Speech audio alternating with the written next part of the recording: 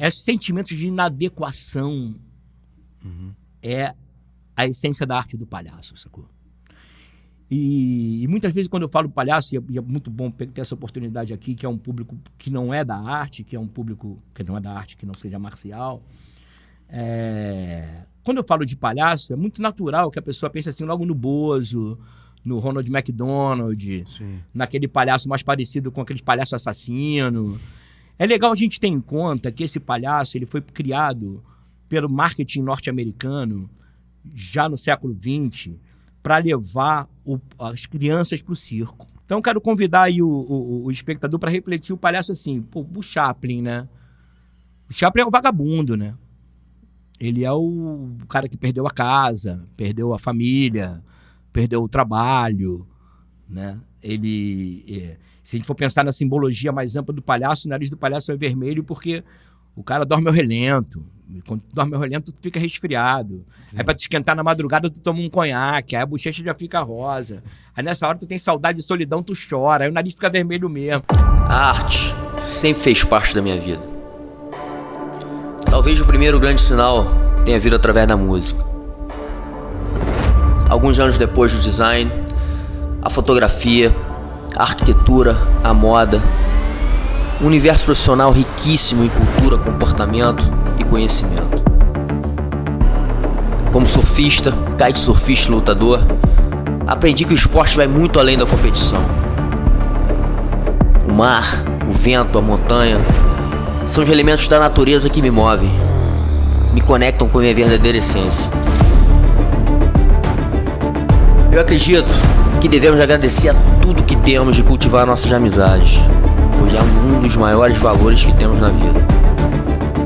Tudo é energia. Vamos celebrar a arte de viver. O Pura Connection é mais um projeto de vida que trago ídolos, referências, mestres e amigos que fiz durante essa intensa jornada.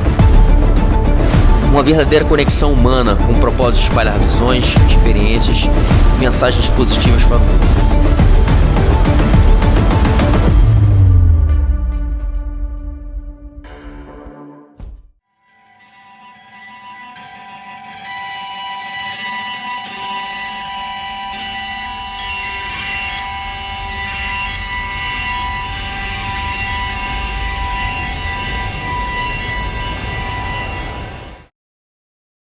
Uma honra imensa te receber aqui. Porra, a honra é minha, irmão. Um cara que em pouco tempo falou muita coisa e deixou um registro na minha alma aí, meu irmão. Acho que pro resto da vida, né? São conexões que a gente vai fazendo através da vida que são marcantes, né? Parece que é superficial num primeiro momento, mas exatamente. Né? Fico muito feliz também de estar aqui, cara, no teu ecossisteminha aí. Eu admiro muito essa maneira com que você conduz o teu trabalho, os teus talentos, a tua questão com o esporte, a tua questão com a informação, a tua questão com a espiritualidade. Então, me sinto muito bem acolhido nesse ambiente aqui. Legal, mestre. Porra, e eu te tava falando, né, cara? A gente tava conversando aqui um pouco sobre vários assuntos. A gente já fez um podcast em off. Pena aqui, que vocês né? não viram. Exatamente. Mas, assim, a gente fala muito no ambiente da luta, né, cara, aqui. Né? Que é um ambiente que eu convivo muito também e aprendi muito. Talvez eu falo isso diretamente, assim, o quanto essa formação marcial ela foi importante para minha vida, talvez a mais importante, né? Que conectou com muitas coisas, eu acho, humanas. A gente está falando agora sobre essa perda de humanidade, né? Eu acho que o jiu-jitsu, né, ele traz princípios, né, humanos ali muito ricos, de que a gente vai se alimentando daquilo ali e vai aprendendo de uma forma muito realística, né? Porque, cara, ali é a verdade. Não dá pra mentir. Não dá, né? Ali não tem máscara. Ali, se tiver, vai cair logo. E esses 30 anos, né, que eu faço sem parar, né? E graças a Deus consegui fazer isso, né? Porque não tive uma lesão muito séria que teve que me afastar aí por muito tempo. Enfim, então, muito grato também por isso. Mas ao longo do tempo e amadurecimento, eu acho, dentro do dojo e fora, você vai aprendendo, você vai se tocando, na verdade, o quanto essa formação foi rica, né? E eu faço muito essa analogia com a vida, em tudo, cara, em tudo que eu faço. Impossível não fazer, Impossível não fazer. E aí, voltando a você, né, cara, eu acho que, por mais que você não seja um lutador, né? Você é um lutador, mas na verdade de jiu-jitsu.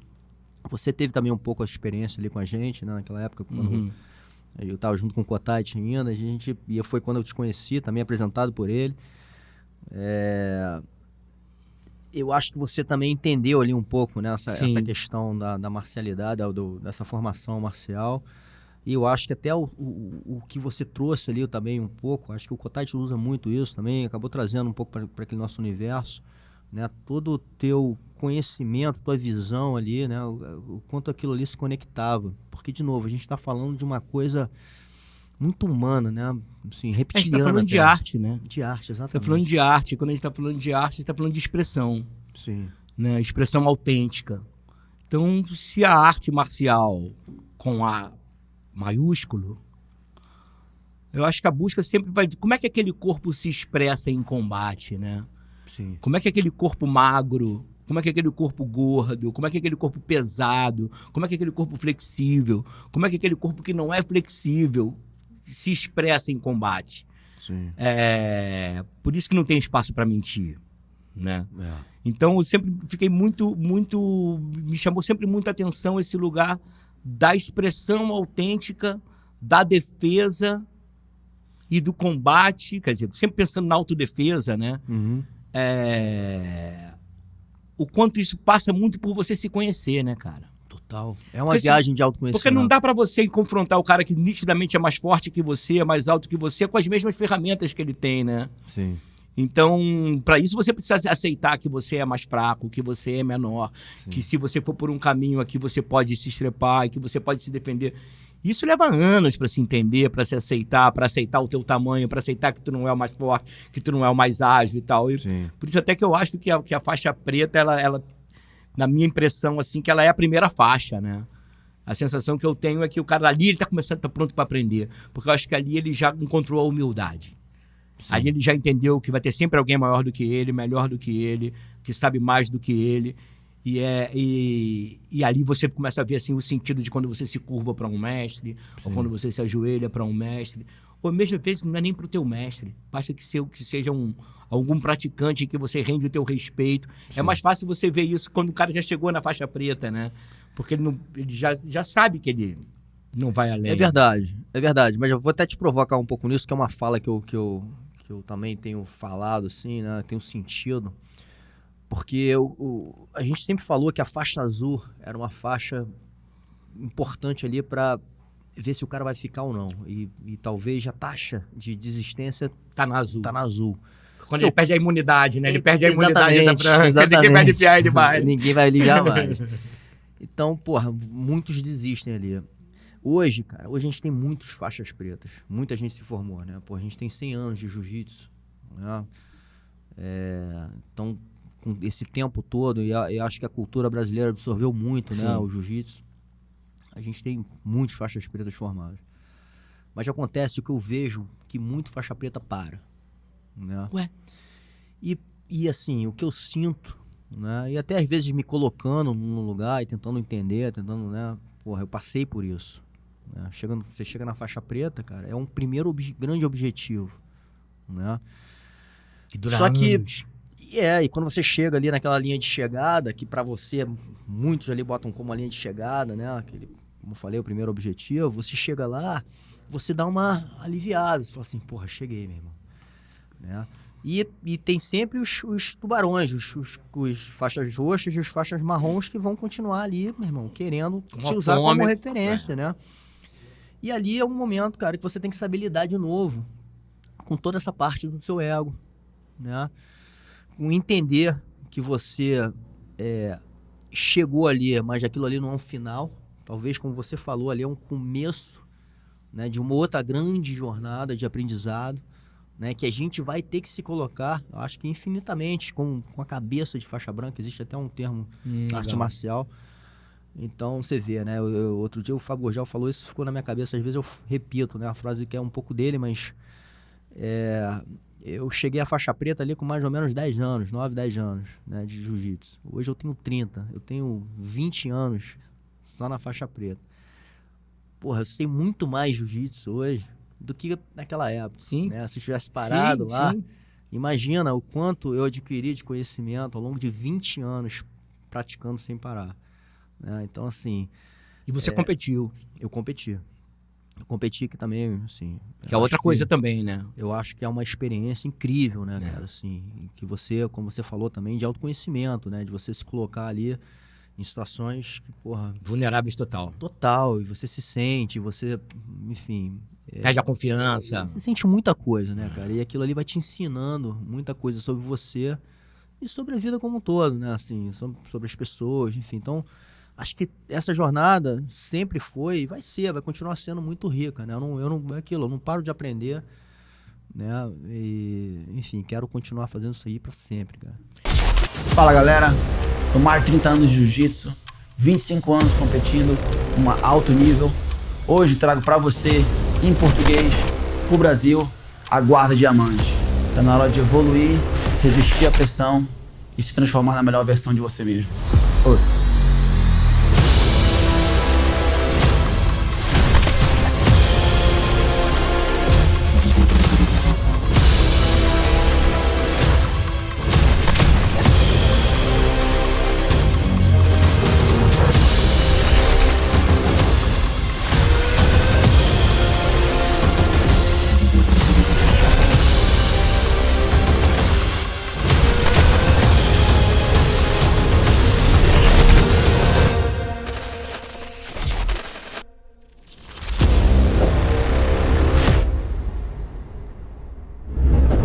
É engraçado quando você fala dessa jornada até a faixa preta e depois a jornada que surge depois da conquista da faixa, né?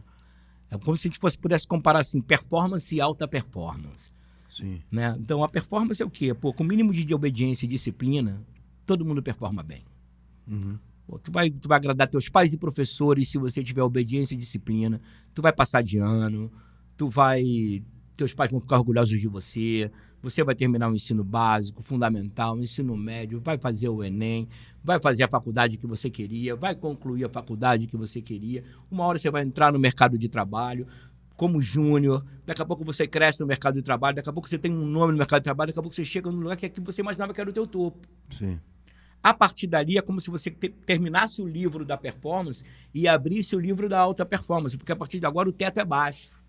Verdade.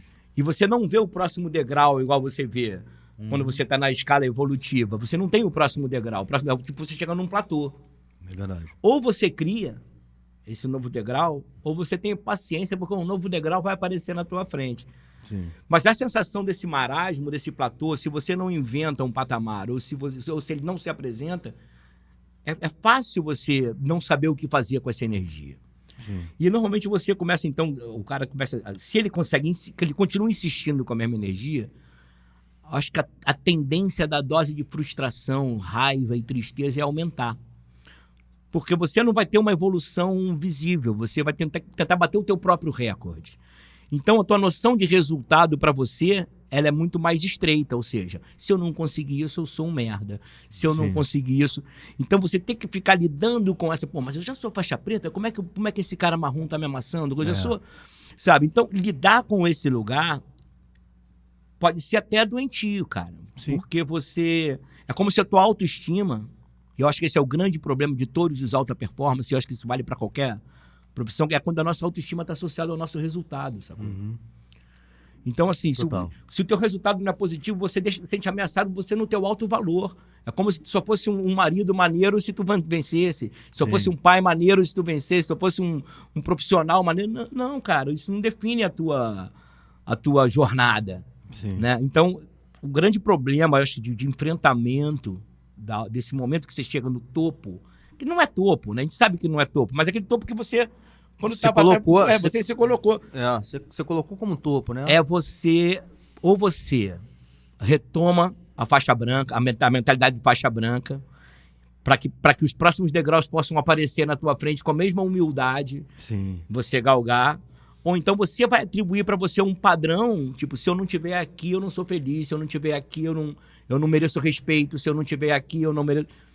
E aí, nesse momento é que os executivos, aí os CEOs quebram, nesse momento que os atletas quebram, nesse momento que os caras... Que é o medo do fracasso, né? Atleta de alta performance tem muito isso, O né? medo do fracasso, né? Sim. Total. E você, e até é legal agora, assim, a gente já embalou aqui na conversa, antes de te apresentar muito, né? Talvez, de novo, a gente está num ambiente de luta, poucos às vezes te conhecem, mas falar um pouco sobre você, né, cara? E esse lance da palhaçaria, que é o grande lance, né, cara? E o quanto isso conecta com essa conversa toda, né? Sim, cara. Eu acho que conecta a gente mesmo, Andrezinho, é assim, é a busca pela sobrevivência. Eu acho que hoje em dia a gente vê um monte de podcast falando de sucesso, né? Sim. Sucesso, riqueza, como atingir a alta performance. Mas no fundo, cara, a gente é um bando de gente ameaçado de perder a qualquer momento. É verdade. Saca? E no fundo, a gente tá lutando pela sobrevivência. E eu não tô falando só de uma sobrevivência financeira, não. A financeira a gente vai conhecer quando a gente é adulto. Sim. Sabe? Tem aquela sobrevivência quando tu é moleque, de pertencer, de ser aceito na tua sala de aula, de não ser visto como alguém que seja merecedor de bullying, né? Sim. Ou de pertencer.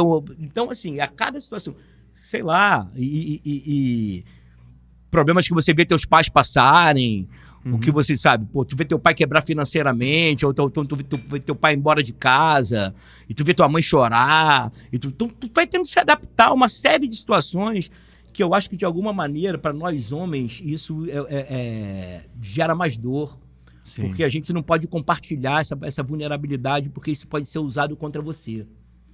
Então, por exemplo, pô, se tu pega um moleque aí que na fase de escola, ele tá vendo o pai saiu na porrada com a mãe num dia antes, e ele se trancou no quarto chorando, amanhã na escola, ele não pode contar isso pra ninguém.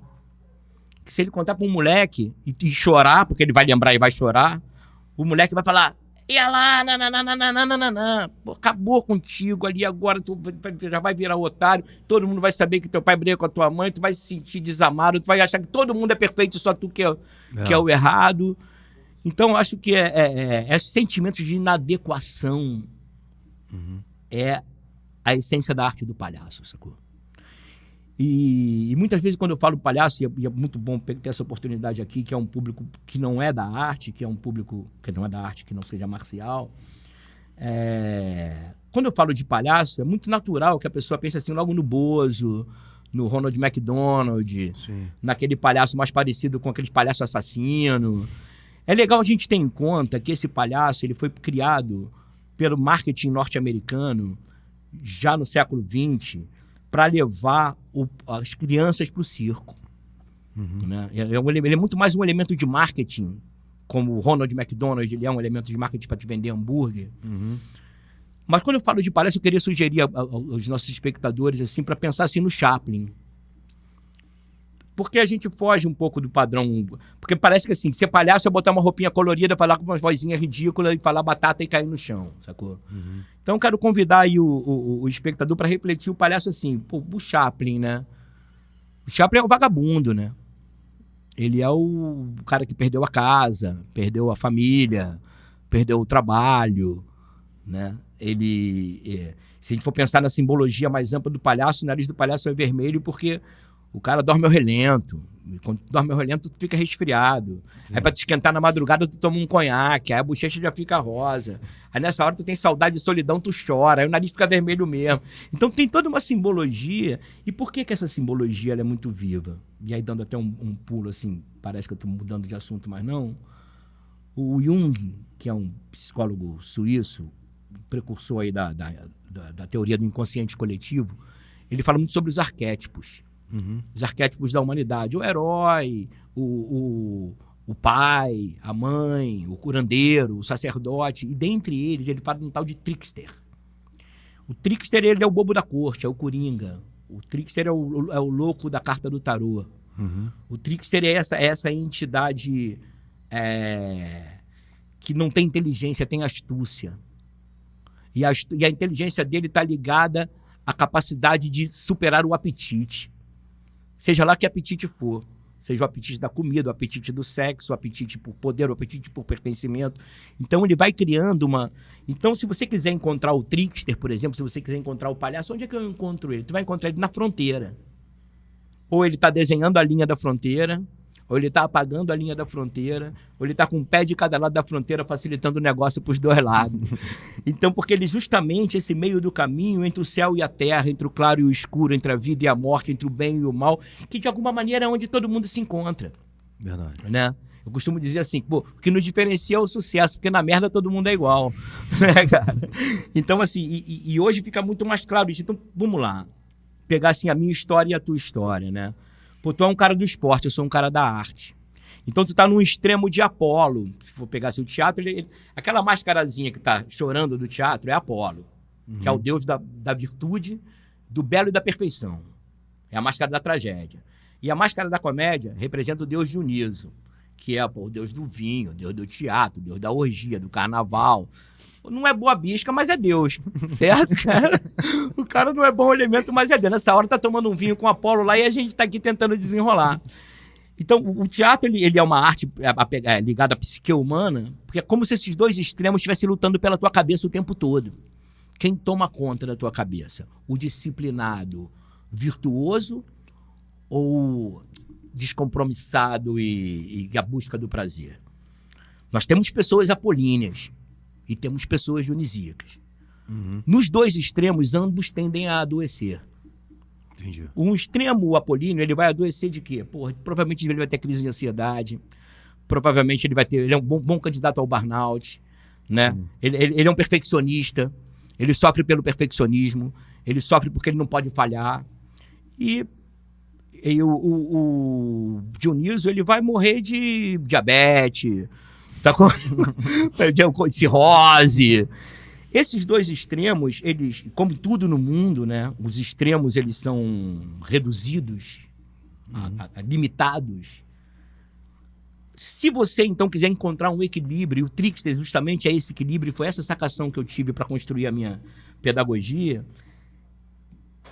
Pô, cara, se você quiser, eu diria para um cara apolíneo, cara, chega mais pro meio, se aproxima um pouco mais do Dioniso. E se eu chegasse para um cara dionisíaco, eu ia falar, cara, se aproxima um pouco mais de Apolo, tenta achar um caminho. Então, eu acho que um pouco eu fiz esse caminho. Eu, como Dioniso, eu fiz um caminho para me aproximar de Apolo. Enquanto conheço algumas pessoas, convido algumas pessoas apolíneas para se aproximar. Porque é justamente nesse meio que tu vai poder encontrar um olhar mais compassivo sobre você. Sim. Sacou? Sim. Se cobrar menos e tal. Então, eu acho que entender um pouco por que eu, como palhaço, consigo me comunicar com a galera do esporte, com a galera do business, é porque, de alguma maneira, eu me tornei um especialista na arte da sobrevivência, sacou? E aí, eu até entendo que algumas correções no meu comportamento, me aproximar um pouco mais de Apolo, me aproximar um pouco mais do negócio, por exemplo, melhorou a minha arte. Saca?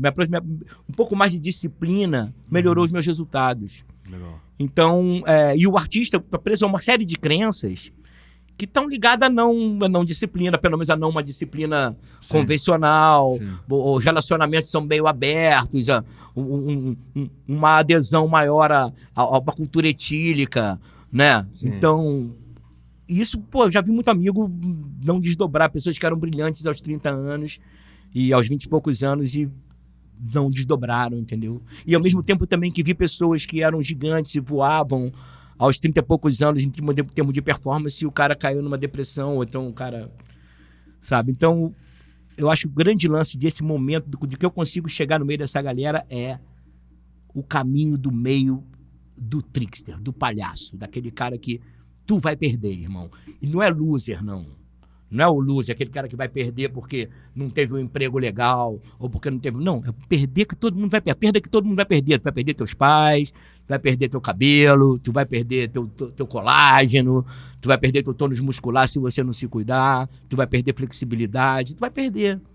Vai perder a vista, vai perder os dentes. Então, esse lugar toca todo mundo. Verdade. Tanto você no topo ou não, se tu parar para pensar e se conectar com esse lugar, que essa finitude, que é inevitável, se você não se conectar com isso, cara, por isso que me chamou a atenção quando você falou que quando você percebe alguns mestres que eram casca-grossas na juventude, né? Sim. Que você achava que o cara vai passando o tempo, o cara vai se tornando amoroso, né? ele vai começando a tomar contato com a morte. Ele viu o amigo morrer, ele perdeu o pai nesse meio do caminho, Sim. ele perdeu a mãe, sacou? Ele vê a responsabilidade dele como pai aumentar no que ele tá passando de valor pro filho. E aí você, naturalmente, você vai... Essa cultura masculinista, ela tende a ficar mais relativa, ela vai perdendo sentido com o tempo, entendeu? E aí acaba que todo mundo entra nesse lugar da vulnerabilidade.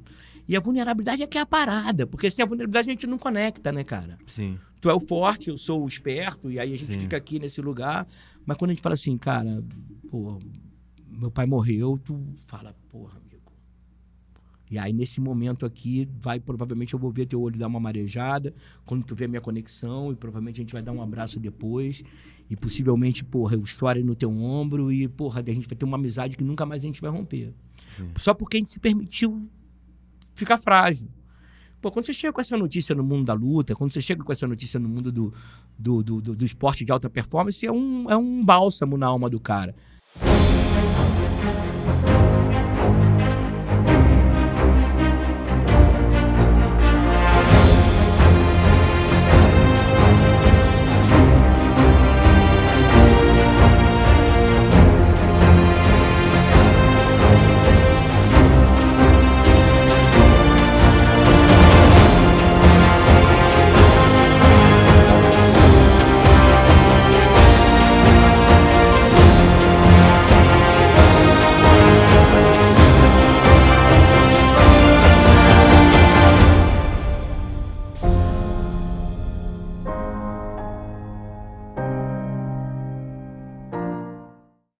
Quando eu fiz um treinamento com o Anderson, cara, eu tive uma chance de treinar com o Anderson Silva, treinar o Anderson Silva.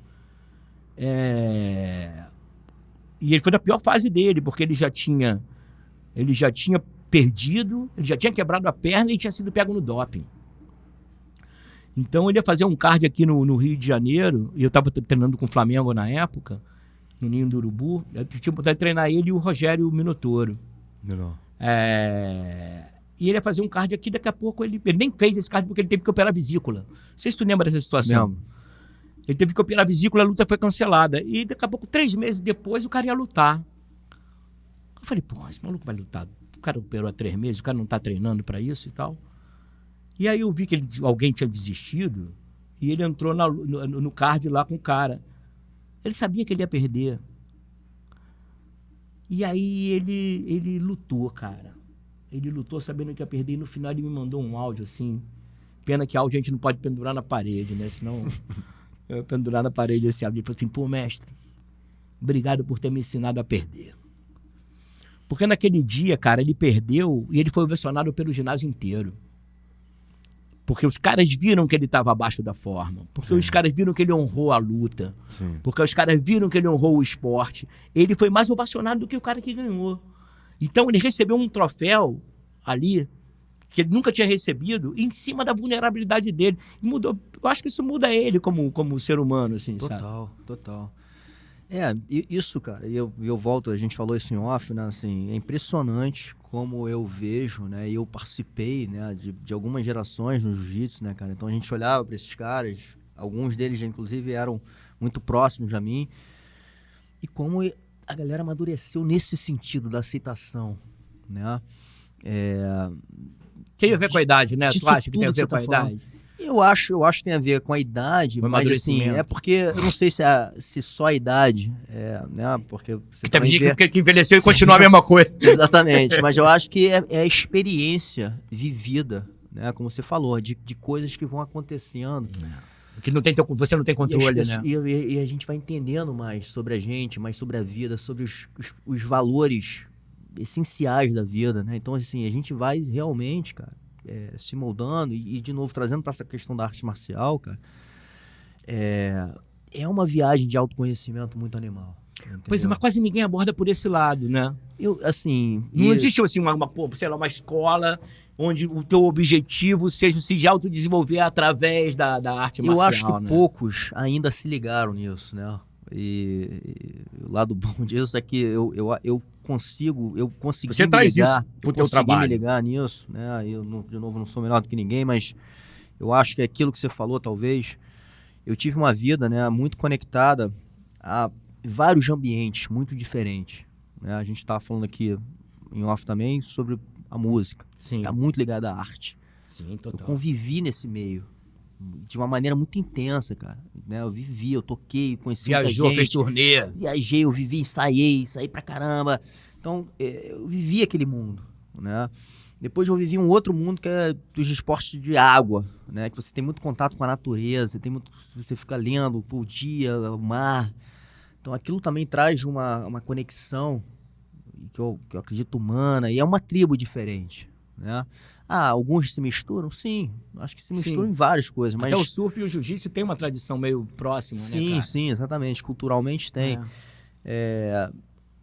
Porra, e a outra, né, que sempre também andou paralelo, eu comecei cedo a trabalhar e depois de entrar em ambientes corporativos, né, ele fez parte da minha vida. Né? Eu imagino que tu deva ser um cara sagaz pra caramba no universo corporativo. É um ambiente que, assim, muito diferente. Eu transitava, né, e aí você vai para o ambiente da luta, é uma outra tribo, Mas a alta performance estava sempre envolvida, né? Disciplina, o foco. Tava sempre envolvida. Que são dons que você trouxe contigo também, né, cara? Eu fui conectando, né? Eu acho que tá tudo conectado, né? E como você falou também, eu acho que uma coisa ajuda a outra. Talvez eu traga um pouco da sensibilidade da arte para uma coisa que é muito racional e eu talvez consiga de alguma forma desconstruir ali, ou ver, ou enxergar de uma outra forma. Acho que tem a ver com a tua cultura. Agora, só tem coisa boa? Não. Tem desafios pra caramba, né? Tem desafios, inclusive, e eu senti isso, das pessoas me aceitarem aqui no mundo corporativo, das pessoas me aceitarem em outros ambientes. Ou mesmo aceitar a forma da tua escola, a maneira que você ensina, né? Exatamente. Então, assim, tudo acho que foi muito rico, né? E acho que tem esse talvez um pouco dessa harmonia, né, de você juntar arte com marcialidade, enfim, com uma coisa talvez até um pouco mais racional e disciplinada, mas eu acho que tudo isso nos enriquece. Cara, em termos de dom, por exemplo, a questão é que é legal pensar que tudo é treinável, né? O mestre de palhaço que ele falava assim, com um pouco de técnica, 80% consegue trabalhar. 15% nunca vai pisar num palco. E 5% é fenômeno. Ele falava, eu sou um fenômeno. E aí, e é isso mesmo. Só que tem algumas pessoas que nascem de berço, de fábrica, dotados de algumas habilidades, outros dotados de outras. Você muito provavelmente veio dotado de uma disciplina, uma quantidade de disciplina e foco que veio de berço, veio de fábrica, sacou? Que te possibilitaria fazer qualquer coisa. Mas eu não nasci, por exemplo, com esse dom da disciplina. Talvez tenha nascido com outros, assim, mas não foi certamente a disciplina e a obediência. Depois a gente tem uma outra parte de construção da nossa persona, que é os nossos cuidadores, né? Então, se você está numa família que ainda vai te estimular isso, ainda vai te estimular práticas onde a tua disciplina pode se sobressair, onde teu foco pode sobressair. Eu até acredito, assim, mesmo não te conhecendo na infância, que, você sempre foi um cara de bons resultados, seja na escola, seja não sei se não digo sobre-humano, não. Mas entregou, né? Então, tuas dores vão ser por outras coisas. Você vai sofrer por outras habilidades que você não teve. Né? Outra capacidade que você não teve. Mas quando você está falando, principalmente dessas duas, da disciplina e do foco, isso te abre um caminho muito grande de ascensão e contato com um tipo de aprendizado que passa muito pelo suportar a frustração, né? Então, eu acho que o teu caminho de autoconhecimento que você encontra, sei lá, através do jiu-jitsu, cara, tem que encontrar conforto no desconforto não é pra qualquer um, né? Na onda, sabe? Aceitar um caldo. Você botou um vídeo essa semana, né? Falando do Scooby, né? E a frustração com que você lida, como você vai pra casa aquele dia, entendeu? Que tu tomou um caldo e a prancha bateu na tua cabeça, entendeu? E que você vai mal, tu fala, e aquilo só vai se resolver quando tu cair na água de novo. Não adianta, você não vai conseguir resolver aquilo numa noite de sono bem dormida. Tu vai querer ir mais cedo possível amanhã pro mar e tu vai ter que provar pra tu que tu não é um merda, né? Então, quando tu viu isso, a música da mesma maneira, tu é batera, entendeu? Nada mais né? De você dividir o teu cérebro em 4 e tocar aquilo ali, encontrar eficiência e saber que aquilo que você está tocando que está sendo o coração da parada. Então, acho que você sempre se colocou num lugar de performance de muita exigência de performance. Talvez você vá fraquejar no momento que teus resultados não vêm, Sim. no momento que você olha para frente e não vê nenhum degrau, no momento que você olha para frente e não vê nenhum desafio. Mas, ao mesmo tempo, tu fez uma escolha maneira, porque tu fez uma escolha pela conexão. Sim. Você buscou a conexão. Hoje em dia, o teu trabalho, pô, tá totalmente voltado para uma proposta de conexão, né, cara? Total. E isso eu acho que é o grande... Diria que a tua grande qualidade, eu acho. Você também não conseguiria isso se você não fosse bom de jiu-jitsu. Se você não fosse bom no surf. Se você não fosse bom no corporativo. Porque você só consegue o respeito das pessoas quando você é bom. Se tu fosse um cara mais ou menos de jiu-jitsu com o maior conceito de autoconhecimento, ninguém ia te respeitar também. Sim. Entendeu? Agora, quando o cara vê que tu é o caixa grossa, vê tua orelha e fala assim, pô, esse cara, além de tudo, esse cara tá falando de meditação, além de tudo, esse cara tá falando de bem-estar, além de tudo, esse cara tá falando de inteligência emocional, pô, respeita esse cara, né? Porque na hora do tatame, na hora do rolo ali, esse cara também responde, né? Você falou uma coisa talvez assim, legal, importante, que foi a disciplina, né? Talvez até junto, até mais. Eu me vendo, né? Eu posso estar errado, porque a gente está se autoanalisando, é mais difícil, mas a determinação, sabe? Assim, quando Sim. você fala, pô, você é bom no surf? Eu não sei se eu sou bom, cara, porque eu não nasci com esse talento, mas eu sou muito esforçado. É uma questão de brilho, né? Eu tentei pra caralho, continuo tentando, me esforçando. Entendeu? Assim, foi tudo um pouco assim. No jiu-jitsu talvez eu me encontrei mais. Isso é muito maneiro, cara. Na música, né? A gente falou isso aqui também antes, cara. Porra, eu acho que eu nasci com algum dom ali, uma percepção musical, né? Quando tu viu que tava tocando. Quando eu vi que tava tocando, e isso, cara, isso pô, me deixava... inveja que eu tenho tua. Me deixava muito inseguro, cara. Eu era um cara muito inseguro, né? E sempre... Porque tu não sabia de onde veio aquela força, né? Porque eu tu não sabia se assim, ele ia estar contigo o tempo todo. Será que eu tô mandando bem? Será que eu... E aquela coisa do eu sou uma impostor. farsa? Exatamente. Será que, meu irmão, eu mereço isso aqui, né? Tem muitos melhores do que eu que não sentam aqui Esse onde eu tô sentimento te pega sentando. sempre? Esse pensamento te pega sempre? Me pegava mais. Hoje eu acho que eu consigo conviver muito melhor com isso. Hoje eu aceitei muito mais. Que né? tu é impostor tudo mesmo, que né? veio. Não, é tudo que veio. Tudo que veio, você fala assim, cara, eu acho que tem valor, porque assim, de novo, eu quis aquilo muito, né? E de alguma forma eu trabalhei para aquilo ali. Né? Então chegou. Você consegue trabalhar, cara. Isso aí que é admirável pra mim. Por exemplo, eu consegui isso também. Na minha arte, Sim, pô, eu sou alta performance na minha arte, sem dúvida. Mas quando eu fico vendo assim, pô, eu venho da rua, né, cara? Então, pô, só pra tu ter uma ideia, porque também faz sentido muito falar a minha técnica, a minha pedagogia, mas como é que essa parada começa, né, velho? Isso é uma curiosidade pô, minha, eu com né? 20 Como é que você anos, junta esse negócio todo? Então eu acho que vamos pelas nossas diferenças, que acho que vai ser bom. Vamos considerar que você é Apolo e eu sou Dioniso aqui nessa mesa. Pegando assim, principalmente o início da nossa vida, mais do que essa fase agora, que eu acho que a gente já se encontra mais aqui no meio nesse momento. Sim. Bom, eu sou suburbano, sou da Abolição. Para chegar na praia tinha que pegar 2 ônibus. Surf pra mim era pelo Realce. Passava na Record ali, e eu já achava aquele lifestyle incrível, assim, mas aquilo estava muito longe da minha realidade, né, cara? Uma necessidade absurda de me expressar, com 20 anos, eu vou fazer... Sou meio expulso da escola ali, tipo... Pô, o cara não vai conseguir estudar, não consegui estudar. Eu nunca fiz teste de TDAH, nada, mas... Até para não ter uma desculpa para não fazer as paradas. Eu sei que eu fui fazendo, meu irmão. E aí, quando eu vi, eu tava fazendo teatro. E, pô, mas fazer teatro aonde, irmão? Porque tem isso, né, cara? Depois da faixa branca, tu tem a azul. Depois da azul, tu tem a roxa.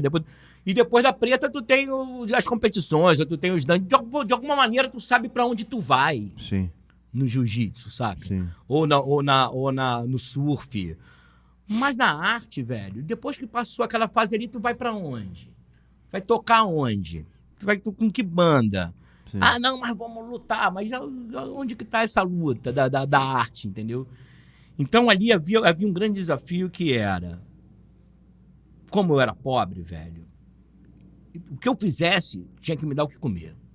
Pra quem tá morrendo afogado, jacaré é tronco. A arte pra mim não foi uma escolha do tipo, pô, eu acho que eu quero ser artista, eu acho que... Não.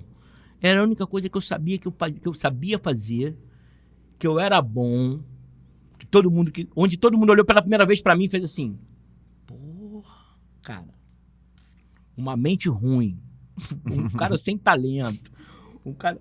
Quando ele recebe um olhar de admiração por alguma coisa que ele é bom, meu irmão, esse cara pega todas as fichas dele e coloca naquela casinha ali da roleta. Sim. Se der aquele número, ele dobra. Esse cara não tem mediocridade. E eu acho que a grande maioria desses caras de esporte radical, de surfista de onda gigante, é um pouco isso também. Aquele cara não seria bom em mais nada na vida. Ele não saberia fazer mais nada na vida. Mas um dia alguém olhou pra ele e falou assim, porra, nisso tu é o cara. Aquele cara, ele fala assim, eu quero receber esse amor sempre.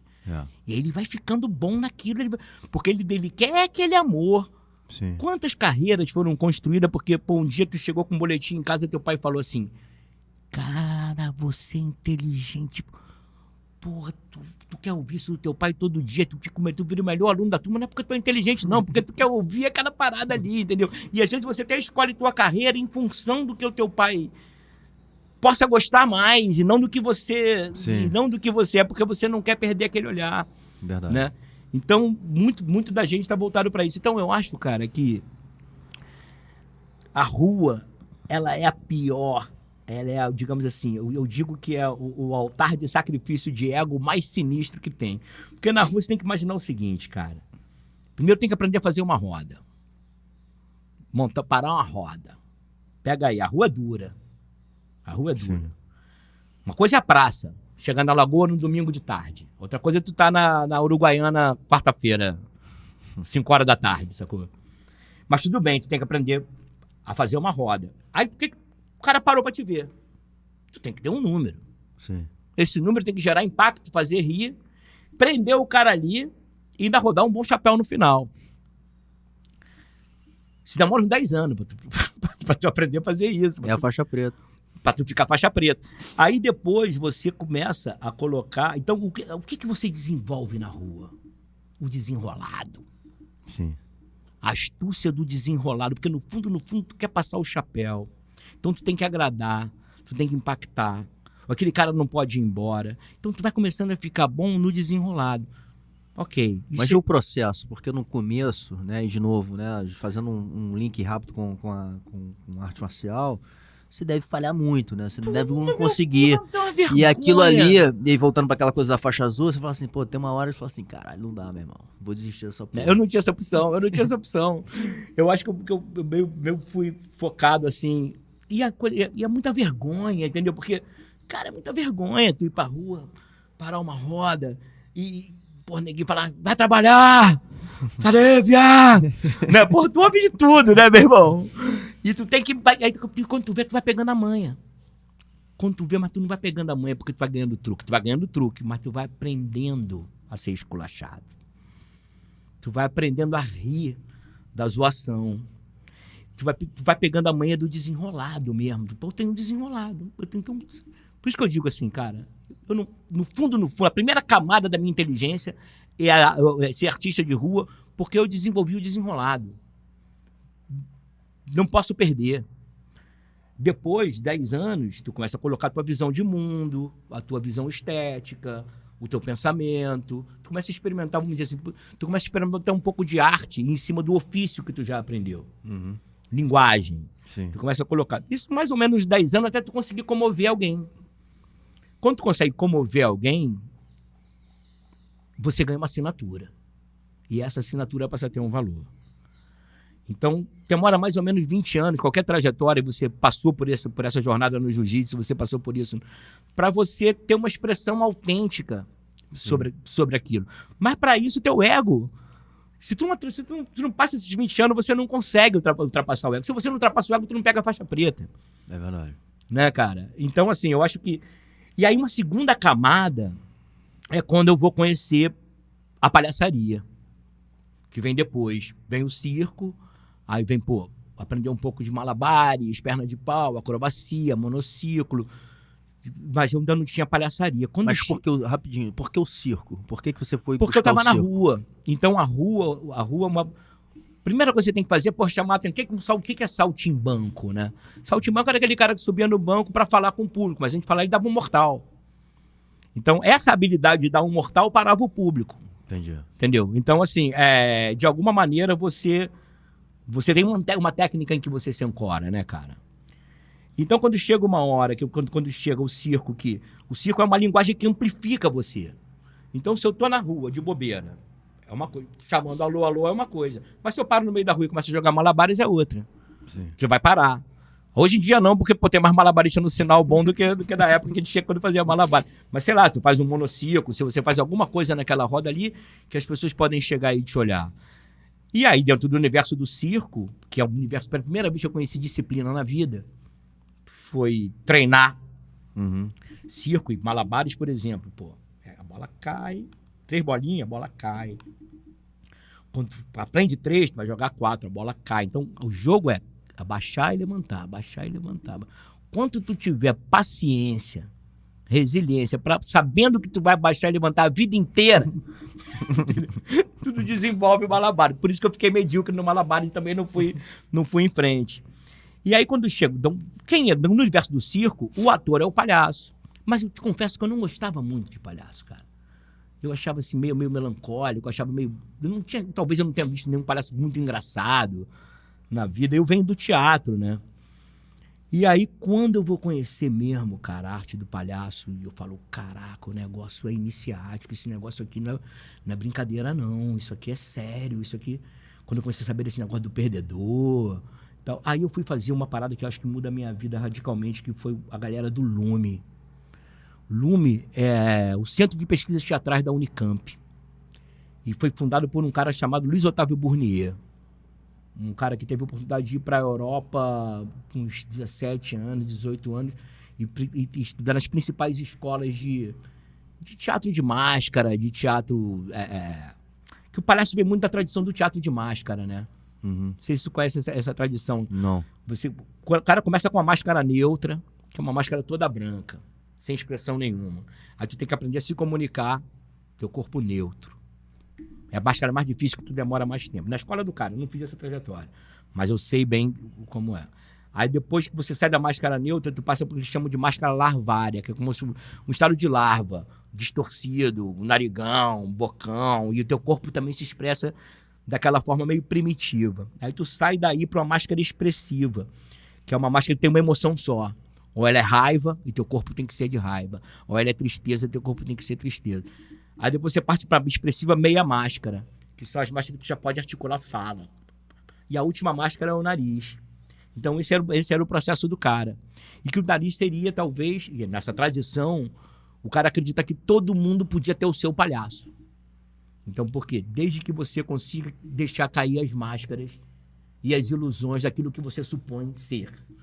Então, é um processo de iniciação pesado, entendeu? Porque você começar a aceitar que tu não é o mais bonito, que tu não é o mais alto, que tu não é o melhor, que tu não é especial, sabe? E aceitar e ao ponto de rir de si. Essa é a parada. O difícil é tu rir de si. E quando tu ri de si, tem um dado milagroso que tu elimina o medo do olhar do outro. Porque o que o outro pode dizer de tu, se tu já sabe que tu é? Né? Então, esse lugar aqui... E aí eu fui crescendo muito nesse lugar aqui, sabe? Então o palhaço me deu, uma carreira maneira, cara. Eu conheci, vários países, eu viajei o Brasil inteiro com o meu trabalho. E eu sempre fui meio pedagogo também. Eu sempre fui aquele ator que gostava de entender o que eu estava fazendo, de estudar, de me aprimorar nas técnicas, nos métodos. E conheci muitos mestres, trabalhei com muitos mestres. Então isso me deu, assim, sei, cara, eu tenho um livro publicado disso, eu criei um festival internacional onde vieram vários mestres aqui, eu trabalhei com vários mestres, eu viajei, ganhei o prêmio especial do Circo de Soleil em Mônaco, saca? Não. Então, assim, chegou num ponto que eu já tinha conquistado, já tinha chegado tudo que eu tinha que fazer. E eu tava ali com 40 anos. Aí eu falei assim, cara, daqui eu tenho das duas uma.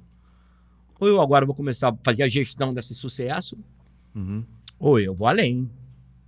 Comparando em termos de grana, eu estava com mais grana porque eu ganhei uma bolsa internacional que me dava uma grana por mês maneira. Comparando hoje, podia ser, sei lá, uns 8 pau por mês. Era um ano só, mas, porra, de uma hora para outra eu ganhei isso. Eu ganhei um cargo público na prefeitura, que eu era coordenador de teatro de rua e circo. Porque como eu tinha o desenrolado, no desenrolado eu fui conquistando também um monte de território. E aí, de repente, cara, eu estava ganhando, ao dinheiro de hoje, possivelmente, uns 15 pau por mês, enquanto meus amigos todos estavam ganhando 1.500. A mesma grana que eu ganhava um ano antes. Aí eu fiz a seguinte conta, eu falei, pô, eu estou fazendo a mesma arte, a mesma coisa, ganhando 10 vezes mais. Qual é esse valor agregado aqui? Pô, o valor agregado é a minha pedagogia. O valor agregado é a minha visão de business. Sim. E aí, quando chega 40 anos, acontece um fenômeno que, pô, muito parecido com a história que tu me contou mais cedo. Eu tive uma filha com 20 anos. E por uma questão de racismo estrutural, eu fui afastado dela. Eu era o preto do subúrbio que engravidou a menina branca da Zona Sul. E que o pai dela diz, pô, tu não precisa sumir não. Tu pode sumir que a gente não precisa de uma referência preta e pobre na família. Pô, cara, de alguma maneira foi até bom sumir, porque eu acho que se eu tivesse que criar ela, acho que eu seria mais um preto suburbano tendo que trabalhar no comércio para pagar pensão para não ser preso, sacou? E de alguma maneira que ela foi... o pai queria que ela abortasse, ela conseguiu fugir para casa da tia-avó. Quem ficou com a guarda foi a Dinda dela, a tia-avó, e ela teve as melhores escolas, aprendeu a falar inglês, então ela teve uma formação incrível. Só que quando chegou com 40 anos, minha vida estava super maneira, eu falei, pô, tá tudo certo. Eu falei, pô, não tá certo nada, cara, eu tenho uma filha de 20 anos no mundo aí que eu tenho que achar. E aí achei minha filha pelo Orkut. E aí, cara, pô, tu conhece minha filha, Juliana, né, cara? E eu achei ela pelo Orkut, e aí a Juliana, pô, veio mudar minha vida totalmente, porque aí, quando ela vem morar comigo, ela já é outra geração, ela já é a geração que gastava maior tempão no computador. Aí eu viro pra ela e falo assim, pô, tu podia arrumar uma maneira de ganhar dinheiro com isso aí, tu leva maior tempão no computador. Ela falou assim, mas ganhar dinheiro como? Eu falei, pô, fazendo a minha produção, fazendo a minha comunicação. E aí ela entrou de cabeça num jeito, cara, que eu acho que o que aconteceu de lá pra cá, que a Juliana hackeou o meu trabalho e soube traduzir os valores desse trabalho para a geração que estava chegando, que era a geração dela. Isso me deu uma longevidade naquele momento que eu já tinha me destacado de uma galera, porque eu tinha outros valores agregados ao meu trabalho. Quando ela me coloca nesse patamar, eu começo a dialogar então com a galera da tecnologia, com a galera do marketing. Saio da galera que enquadrava projeto na Lei Rouanet para conversar com uma galera de marketing, que começa a enxergar valor no teu trabalho, começa a ouvir sobre conceitos de business. Aí eu falo, porra, cara, o que é business? Eu lembro de uma conversa que eu tive com um amigo meu, Walter Cavalcante, mandar um beijão para ele. E tem uma hora que eu contava umas ideias incríveis pra ele, falava assim, pô, maneira a ideia, mas onde é que tá o business? Eu falava, pô, o que esse cara quer dizer com isso, irmão? Aí eu contava outra ideia pra ele, pô, que maneira a ideia, mas onde é que tá o business? Aí teve um dia que eu fiquei bolado, eu falei, pô, meu irmão, que porra é essa de business? Fala aí que negócio é esse de business. Aí ele falou assim, business é mais ou menos assim, meu irmão, o que tu precisa pro teu negócio ser o melhor negócio do mundo? Aí eu, pobre, né, falei, dinheiro. Aí ele falou, não, Márcio, porra, dinheiro é a última parte do business. O homem de business não procura dinheiro. Aí eu falei com ele, pô, tá falando isso porque tu é rico. Aí ele falou, não, o homem de business não procura dinheiro. O homem de business procura o business perfeito. Porque o business perfeito tem todo o dinheiro do mundo. Aí eu vi que a parada era criativa. Eu falei, porra, a parada é de criar. Pô, então eu acho que eu posso fazer business. Aí comecei a olhar o arcabouço que eu tinha pedagógico. Sim. Eu falei, é isso que eu vou vender. Então comecei todo um trabalho com a Gil, que eu acho que isso vai fazer a diferença na minha vida. Aí sim eu chego no esporte, aí eu chego no mundo empresarial. Com o quê? Com essa pedagogia. Porque você chegou, cara, com várias pessoas de vários, né? Como você tá e falando. Só gigante, velho. É muito só louco. Gigante. Porque gigante. No final, você falou de alta performance, você estava trabalhando com alta performance, né? Sim, eu estava trabalhando com alta performance. Estava trabalhando com os alta performance, dizendo para os alta performance que eles podem perder. Exato. Sacou? Exato. Eu queria voltar um pouquinho, cara. Eu tava falando do Lume, assim, vamos lá, né? A gente começou esse papo aqui falando que o público desse podcast é um público que é de um determinado nicho, que talvez eu estivesse falando de algumas coisas que talvez eu tivesse que explicar, e eu falei da coisa do palhaço, do Bozo, né? Sim. E o que eu queria que a galera entendesse como diferença mesmo é que, por exemplo, o Lume, como eu estava falando do Lume, que é esse centro de pesquisa teatral da Unicamp, Por exemplo, de cara ninguém nem imagina que exista numa universidade como a Unicamp um centro de pesquisa teatral, né? O que é pesquisa teatral? Os caras pesquisam várias metodologias, vários métodos, e um deles é o palhaço. E eu fui fazer um retiro, foi fundado pelo Luiz Otávio Bournier e tal, falecido. Eu fui fazer um retiro lá, cara, e aí eu vi que o negócio era uma arte iniciática mesmo, porque foram 10 dias mergulhados, sem poder falar até meio-dia, trabalho de exaustão física, com o único objetivo de desmontar o ego do sujeito, botar o ego do sujeito para baixo. Ali eu acho que foi a primeira vez assim que eu tive, um choro, meu irmão. Eu lembro que eu ficava chorando assim, com a cabeça assim, deitado no chão. Saiu uma baba de dentro de mim, assim, que quando eu levantei tinha uma poça de baba, assim, cara. E me dava um prazer sair aquela baba. E então eu ficava chorando, arrumando posição na boca, pra aquela baba sair mais. A sensação que eu tava que tava saindo, assim, um alien, sacou? Que tava saindo, assim, um veneno, que tava saindo, assim, uma mágoa, um ressentimento, sei lá, cara, uma masculinidade desnecessária. E aquilo me trouxe meu palhaço Cuticute, que meu palhaço Cuticute nem fala, ele é completamente idiota, ele é eterno e tal. Então isso pra gente ver que esse lugar que eu me apropriei da palhaçaria foi o lugar do desmonte do ego. E eu fui ficando bom nessa parada, sacou? Porque eu já tinha uma experiência pedagógica com o teatro e tal. Uhum. Mas na hora que isso vem pro meu trabalho, eu comecei a montar uma metodologia própria baseada nisso, sacou? Então eu criei minha oficina. E aí quando eu criei a minha oficina, eu tive um conflito que era, mas agora eu vou virar professor, eu vou deixar de ser artista. E aí eu tive uma sacação muito legal que foi transformar a minha oficina num espetáculo. Então a minha oficina é uma experiência imersiva, que é tipo um espetáculo. Ela acontece dentro de um teatro, ela tem luz, ela tem projeção, ela tem figurino, tem roteiro, tem...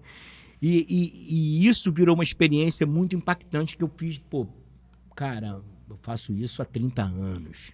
Há 30 anos você faz? Há 30 anos eu faço essa oficina. Mais de 10 mil pessoas já passaram por esse trabalho. Os primeiros 15 anos foram basicamente atores do cinema, do teatro, da televisão e tal. E depois acontece uma coisa que vai mudar esse lugar, que teve um filme chamado Eu Maior. Não sei se tu conhece esse filme, Eu Maior. É um filme sobre autoconhecimento, felicidade, performance.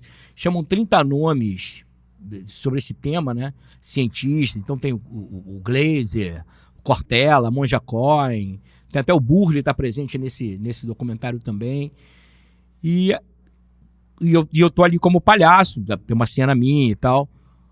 E esse filme foi visto por mais de 3 milhões de pessoas. A partir daí, meu trabalho um pouco mudou de lugar, sacou?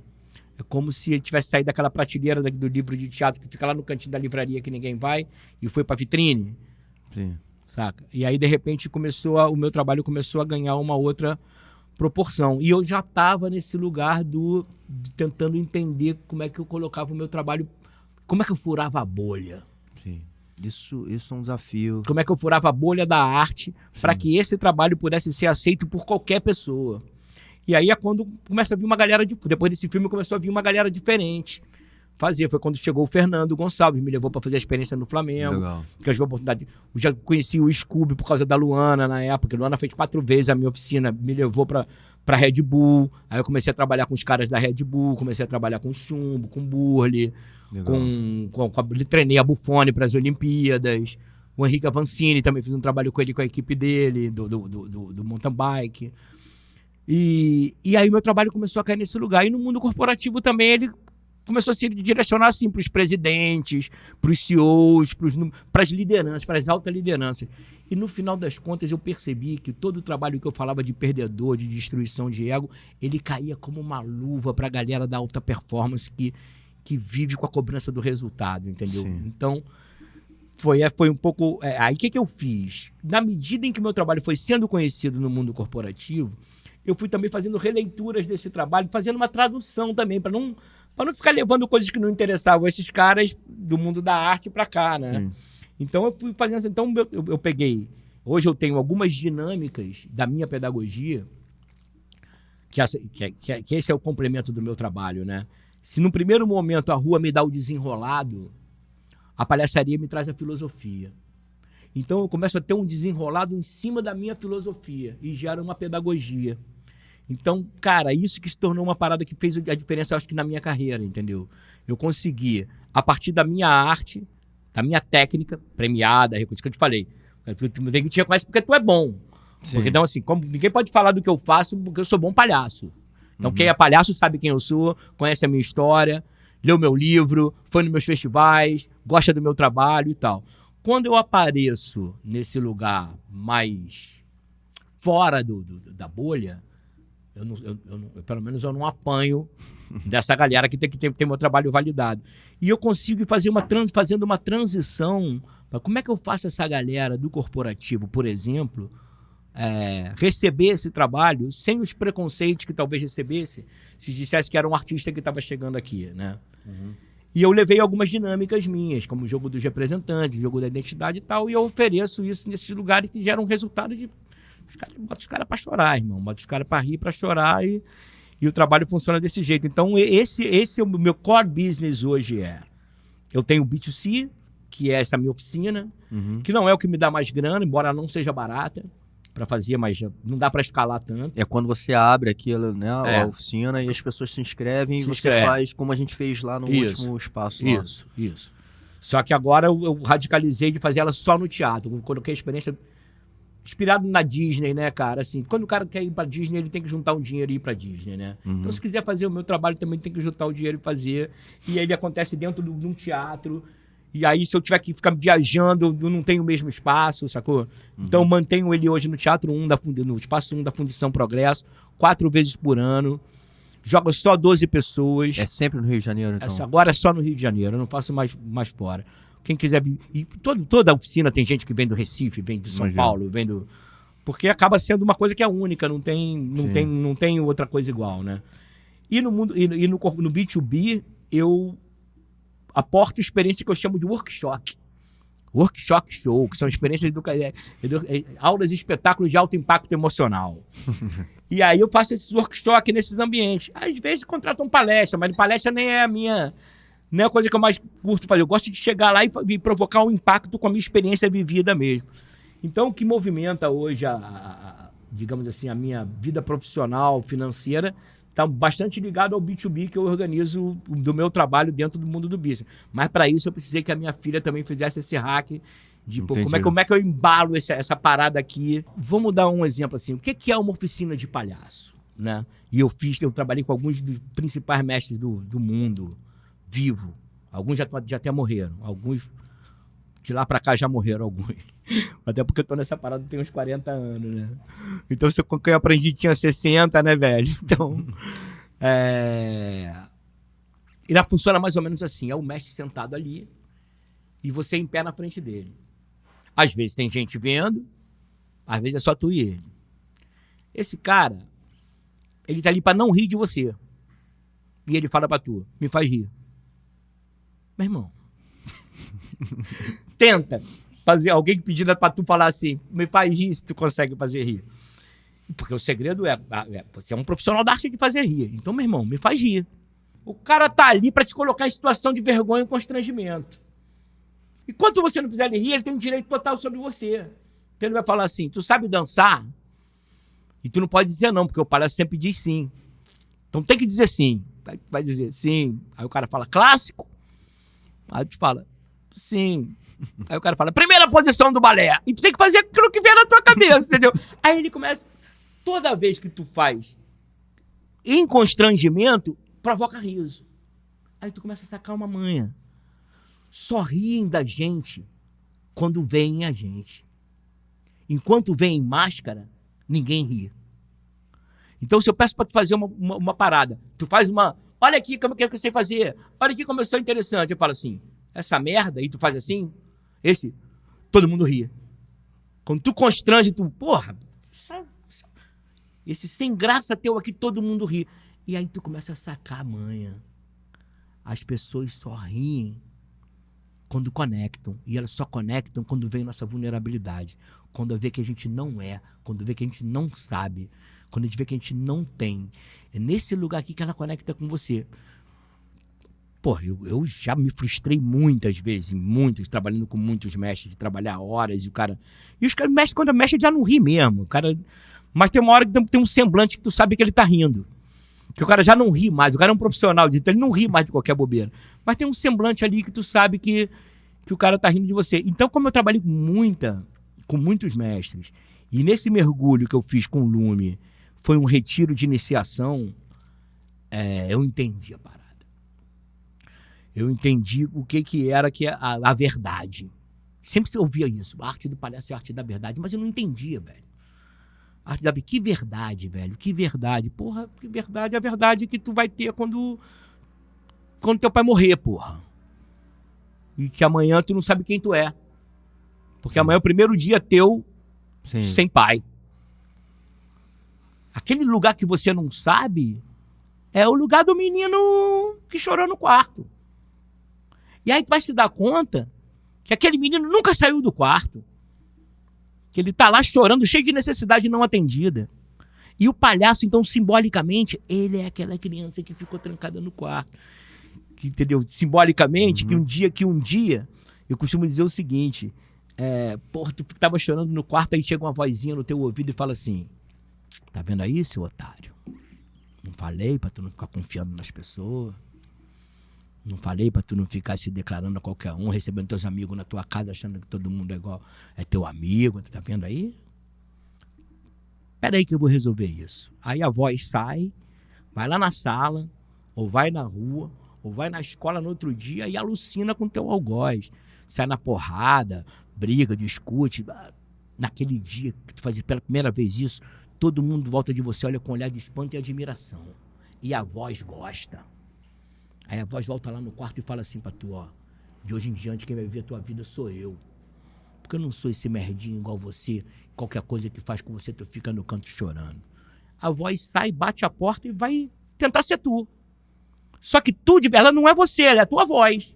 Porque tu de verdade ainda tá lá. Então o trabalho do palhaço é de alguma maneira você voltar lá naquele quarto lá e ver o André que as necessidades não foram atendidas. No momento ele se sentiu inseguro, no momento ele se sentiu abandonado, no momento ele se sentiu com menos amor, no momento ele sentiu que a vida era imprevisível. A tua capacidade de voltar nesse quarto, cara, abrir essa porta, pegar esse moleque, abraçar esse moleque, trazer ele pra dentro de tu de novo, é de uma maneira o teu trabalho de palhaço, sacou? Então todos nós temos um palhaço. A questão é a gente voltar lá e ter a coragem de abrir esse quarto, trazer o moleque e falar, cara, pode vir viver comigo, porra, eu deixo você aí porque eu achava que iam machucar você, porque eu achei que iam quebrar você, porque eu achei que você ia me envergonhar. Sim. Sacou? Sim. Agora não, agora eu posso te levar comigo, vem comigo. Então, essa jornada que eu acho que é a jornada do palhaço, sabe? Então, pra mim, assim, hoje, independente de qual seja o meu core business, se ele é mais o B2B, se ele é mais o artista, pra mim, assim, o que tá me fascinando mais é dar formas a essa pedagogia, sacou, cara? Tem uma pedagogia aí que ela foi forjada, igual a tua foi forjada no dojo, Sim. igual a tua foi forjada no palco, tocando bateria, ou foi forjada no mar, tomando cascudo, tomando... A tua pedagogia também foi forjada. Isso te fez um homem, isso te fez o homem que tu é, né? Então, de uma maneira ou de outra, eu tô muito cuidadoso em garantir essa pedagogia como uma forma de que eu posso encontrar soluções para a vida de algumas pessoas a partir dela, sacou? Sim. Mas eu não gosto de me identificar como coach, eu não gosto de me identificar como guru. Eu sou palhaço, sabe? E a minha especialidade é rir de mim primeiro. A minha capacidade que eu tenho de rir de mim é a capacidade que eu tenho de eliminar o olhar do juízo do outro. Isso me faz livre, sacou? Legal. Então, assim, de que adianta você me chamar de preto e maconheiro se eu sei que eu sou preto e maconheiro, entendeu? Eu não vou ficar puto contigo, cara. Muito bom. Você tava falando ali, cara, a gente acabou entrando em outro assunto, mas da sua experiência com o Flamengo, né? E aí, de novo, até pra gente, foi maneiro. Falar como você colocou isso em prática, né? Eu até fiz um post dessa fala esses dias aí, cara, que eu faço isso com comparação assim. Quem trabalha com alta performance é como se tivesse sempre um lobo mau soprando do lado de fora. Meu irmão, tua casa vai cair. Então, não tem lugar estável. para alta performance. Tua casa vai cair a qualquer momento. A questão é saber se tua casa é de palha, de madeira ou de tijolo. Sim. O que é a casa de palha? É autoconfiança. Uhum. Né, cara? Pô, o que é autoconfiança? É um olhar que eu tenho sobre mim, o que eu faço eu mando muito bem, que basta eu continuar fazendo desse jeito que tá tudo certo. Mas só funciona com o vento a favor. Quando vem o vento contra, irmão, a primeira coisa que tu fala é, pô, será que eu dou conta? A segunda é, pô, será que isso é pra mim? Onde tá aquela noja de desespero, é por que eu inventei essa merda pra minha vida? Né? Isso é autoconfiança indo pro ralo. Mas depois tem a autoestima. A autoestima é a casinha de madeira. Ela é mais forte que a autoconfiança.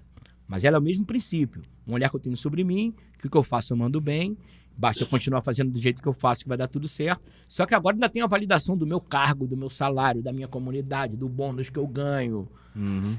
E aí, porque agora a performance, um cara de alta performance tem a sua autoestima associada ao resultado. Se o resultado não vem... Pô, tem jogador de futebol que ele sabe que ele não vai jogar, ele não rende nunca mais. O cara, para render, tem que saber que ele é titular. Sim. Se ele for pro banco, ele já babala toda a confiança dele. Então, assim, normalmente, a grande doença dos alta performance, que eu acho que é aí que eu acabo atuando muito, é que ele tem um olhar muito pouco generoso sobre ele. Então, se ele falha, se o resultado da empresa não foi bom esse ano, ele já começa a achar que ele não é uma pessoa legal, que ele não está sendo bom pai, que não está valendo a pena. Pô, será que está valendo a pena eu me dedicar tanto a essa empresa e deixando, não pegando meu filho na escola? Ele começa... E aí, então o que é a casinha de tijolo? É o que eu chamo da autocompaixão, né, cara? Que é o olhar que eu tenho sobre mim, que eu sei de onde eu vim. Então, o que me fez ficar em pé é eu saber de onde eu vim. Porque quando eu sabendo de onde eu vim, assim, eu sei quem são meus pais, eu sei os valores que eu aprendi, que eu trouxe de casa, eu sei os perrengues que eu passei do lado deles, os perrengues que eu passei por causa deles, os perrengues que eu vi eles passarem, os perrengues que tu teve pra tu competir, os perrengues que tu passou pra... Quando tu olha isso com alguma generosidade, cara, e tu vai ver várias derrotas nesse olhar, Sim. você percebe que tu não é uma vítima, tu é um sobrevivente, sacou? É um olhar que te deixa vulnerável. Se parar agora pra pensar da tua história, tu vai ficar vulnerável. Mas é uma vulnerabilidade que te torna casca grossa também. Fala, porra, meu irmão, eu já caí várias vezes. Já morri várias vezes. Várias vezes eu já achei que eu não fosse me levantar. E olha eu aqui. Esse olhar sobre si, ele é muito poderoso. Porque, tipo assim, eu posso cair, mas eu vou levantar. Sim. Essa derrota não me define. O que me define foram as quantidades de vezes que eu levantei. E isso muda. Sim. Porque o cara, ele fica mais generoso. Ele não fica mais otário na competição. Ele não fica mais bobão. Mais, não, se eu perder, eu aceito. Não é disso que a gente tá falando. Sacou? Então, quando eu chego lá no Flamengo para fazer esse trabalho, o jogo que eu faço, que eu levo um jogo que eu chamo de jogo dos representantes. Eu boto todo mundo sentado em roda, né? E aí depende se a turma é de 10, 12, 20, 50, 100, 150. O fato é que todo mundo tem que estar de frente, assim, pro outro. E eu faço um jogo que levanta os representantes disso, que levanta os representantes daquilo. Se o cara se sente representante disso ou daquilo, o cara levanta, senão o cara continua sentado. Então eu posso falar disso, representante dos que tem cabeça grande, dos que são orelhudos, não sei o que, todo mundo... Enquanto isso, todo mundo ri.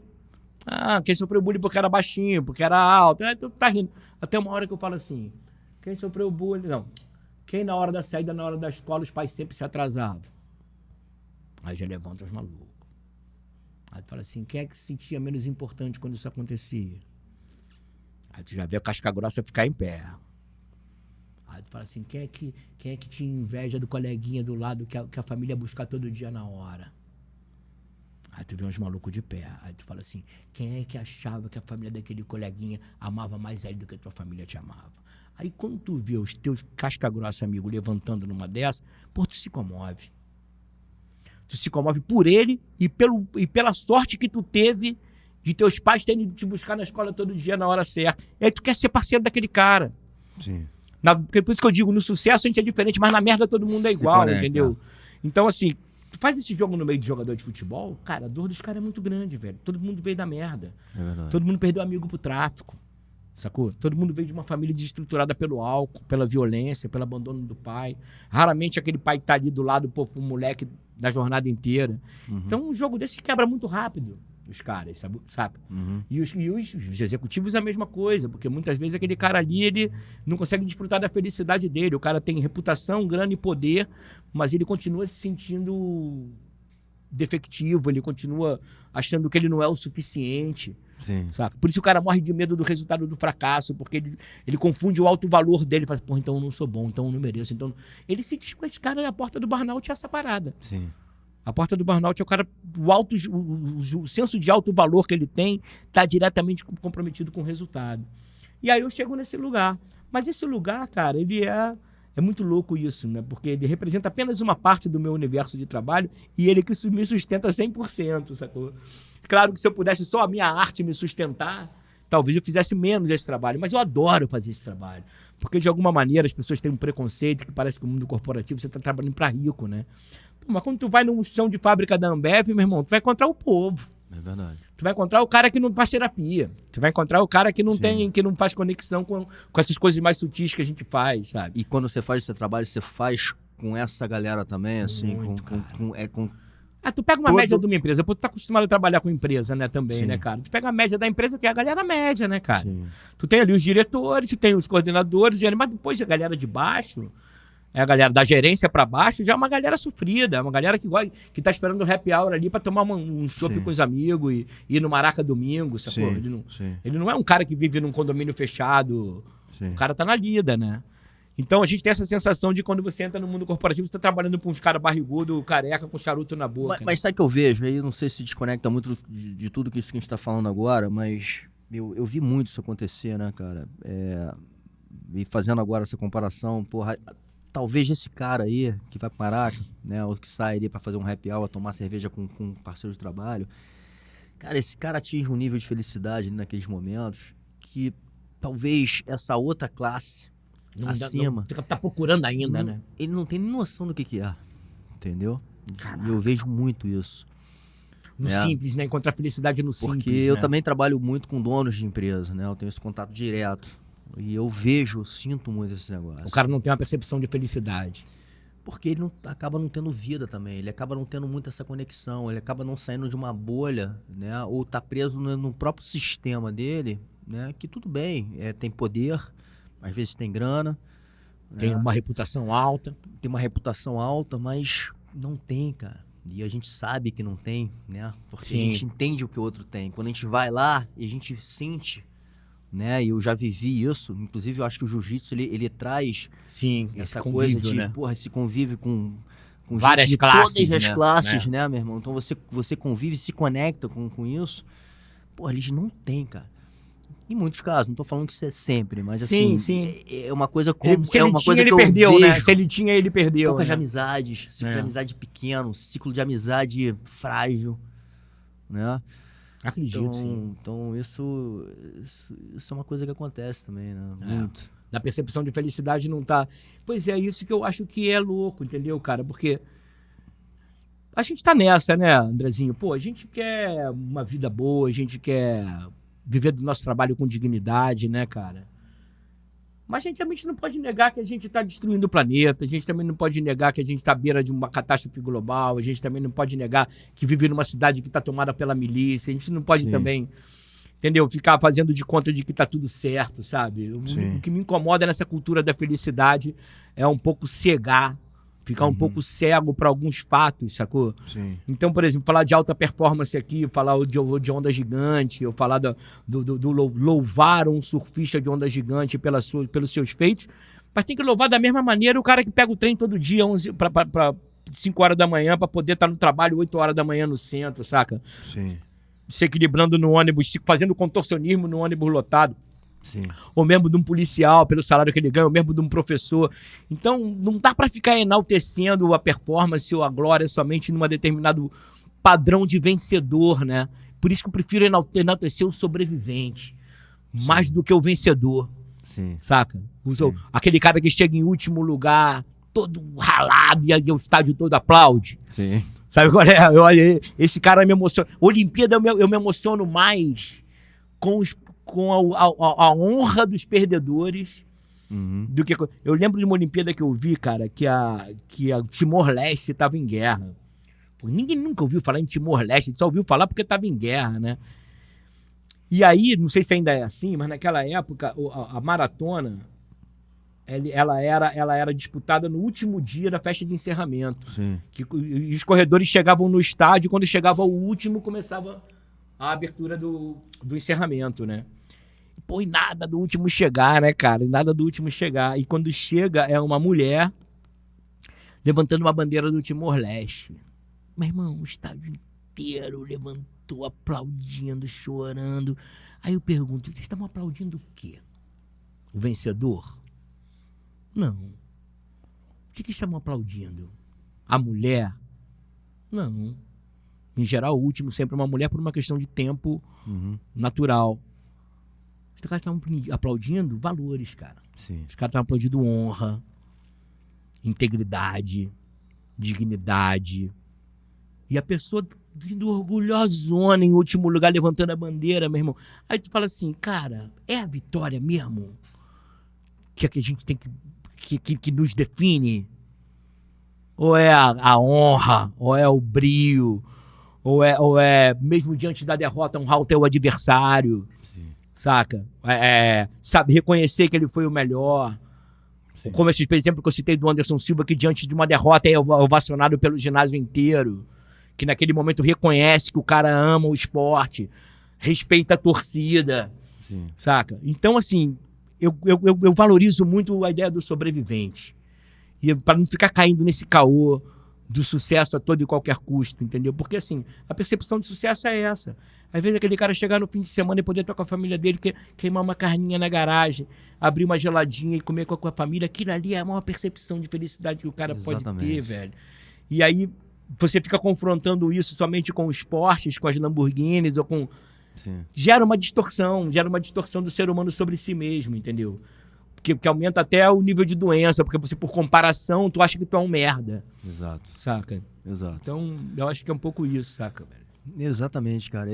E essa é a conversa, né? Que talvez até para a humanidade, né? Que fica nessa onda. E talvez, a gente até... Acho que nem sei se foi mais na gravação ou em off, mas a gente estava falando, né? Do que é passado pra gente, né? Do que foi passado pra gente, às vezes nos leva, né? Para um caminho que talvez nos desconecte dessa essência nossa, né? Sim. Como humano, né?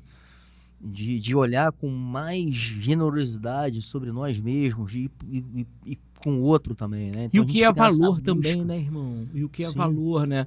Por exemplo, eu aqui na tua casa, nesse podcast, assim, eu vejo todos os teus valores, velho. Eu vejo teu valor como homem, como marido, como lutador, como surfista, como empreendedor.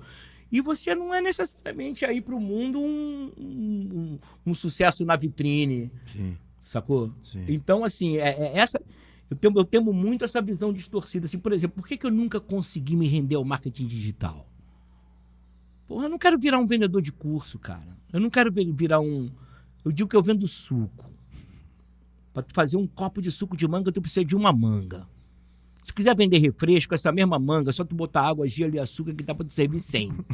Entendeu? Agora, uma fruta, um copo, uma pessoa, não escala. Não dá lucro. Sim.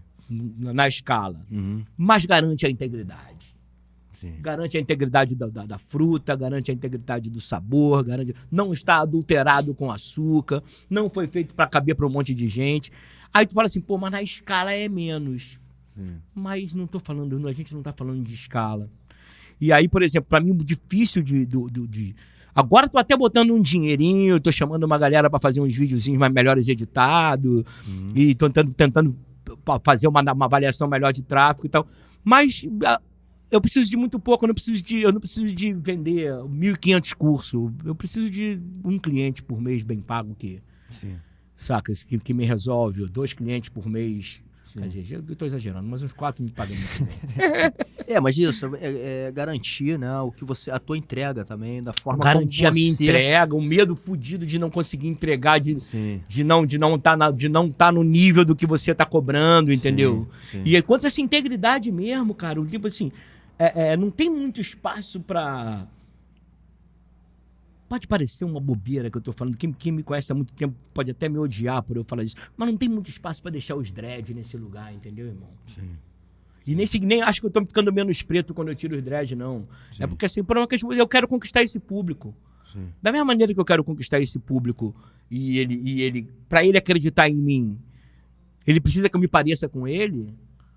Pô, se eu estiver falando pra uma galera que peça pra eu falar em pronome neutro, eu nunca vou falar pronome neutro na minha vida, espontaneamente. Mas se eu estiver num ambiente que tenham pessoas que façam questão, eu falo. Eu falo isso porque eu não quero ver ninguém mal. Eu quero que todo mundo fique bem. Eu não quero ser julgado pela minha incapacidade de atender a uma vontade do outro, sabe? Uhum. Então, eu não acho que é um camaleonismo para ser aceito. Eu acho que é um princípio de que todo mundo tem que estar bem. Eu não tô aqui para ofender. Porque, cara, como artista eu ofendi muita gente. Eu tomei todas as drogas que eu quis tomar. Eu agredi muitas pessoas com a minha fala, sabe, eu já sou um homem maduro, como diz o Rafa, eu sou mais sincero e mais justo e mais sincero comigo, né? E eu não preciso mais agora também confrontar com ninguém ou falar tudo que eu sei ou me diferenciar pela minha postura. Não, hoje eu sou um cara que estou muito a fim de me conectar, cara. Legal. Minha maior vontade quando eu vim nesse podcast hoje aqui, meu maior tesão era saber que eu ia te conhecer e me conectar com você e a gente ia poder trocar uma ideia aqui. Eu estava torcendo para que eu não caísse num lugar de responder perguntas e ficasse me promovendo. Eu queria encontrar um lugar que eu pudesse falar também e te ouvir e poder trocar, saca? Que bom.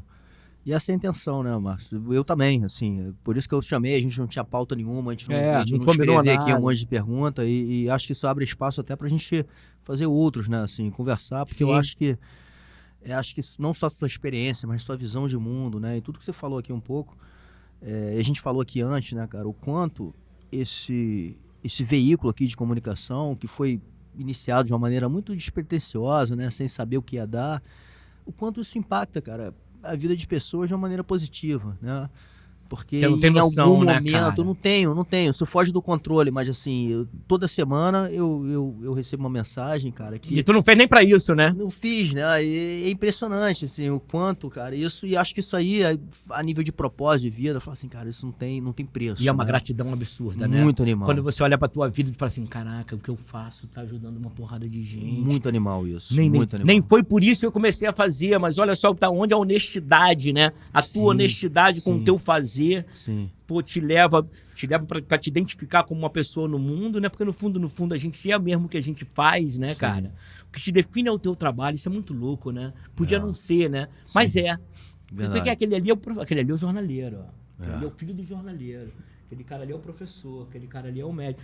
No fundo, o que te identifica na comunidade, o que te valoriza na comunidade é aquilo que você faz. Sim. Então, no mínimo, tem que ter uma relação muito honesta e comprometida com o teu dom, sabe? Que eu acho que o dom é o que há de divino em nós. Sim. É aquele toquezinho de Deus que foi colocado em você, entendeu? Exato. E aí um compromisso honesto com essa vocação.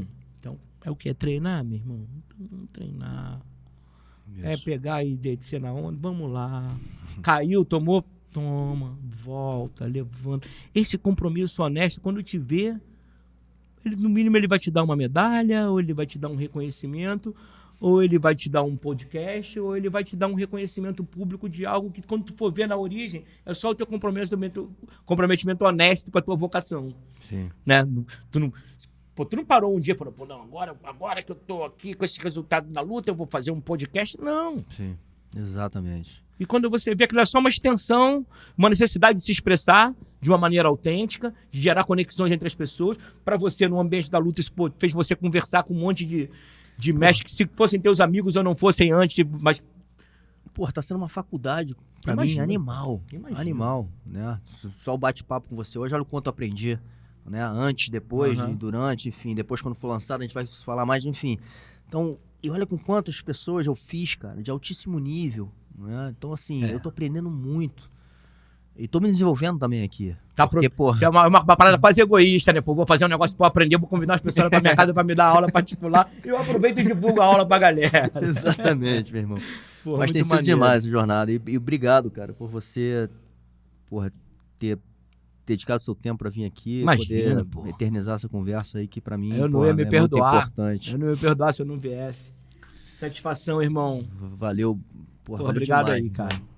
E como o Nado pediu ali, né? Vamos deixar... Quer que eu peça? Quer que eu peça? É o triplo C, né? Olha só, eu vou fazer isso por ele, porque normalmente quem conduz o programa tem muita dificuldade de fazer isso. Então, olha só. Curtir, compartilhar, comentar, não é só pro ego da gente, não. É porque o algoritmo entende que o conteúdo é relevante. E, pô, se tu tá aqui esse tempo todo, ficou aqui até agora, é porque valeu a pena. Se valeu a pena, meu irmão, clica, dá o curtiu, dá o comentário, compartilha, porque vai fazer com que esse conteúdo chegue ao maior número de pessoas possíveis. Te salvei nessa. Excelente, meu Deus. Mais uma vez. Valeu, irmão.